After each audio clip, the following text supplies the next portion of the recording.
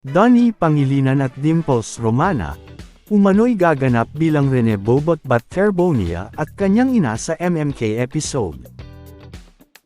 Usap-usapan ngayon sa social media ang mga ulat na bagamat wala pang opisyal na kumpirmasyon, si Donnie Pangilinan umano ang kinukonsiderang gumanap bilang si Rene Claire Bobot Bat-Terbonia sa inaabangang episode ng Maalaala Mo Kaya.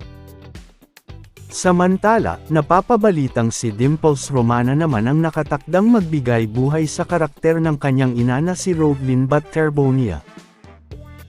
Kilala si Dimples sa kanyang matitinding pagganap bilang ina sa mga drama at MMK episodes. Dahilan upang maraming netizens ang naniniwalang bagay na bagay sa kanya ang naturang papel.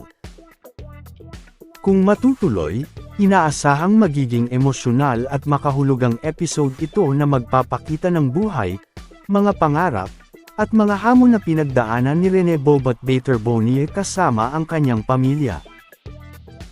Sa ngayon, hinihintay pa ng publiko ang opisyal na anunsyo mula sa produksyon hinggil sa magiging cast ng naturang MMK episode.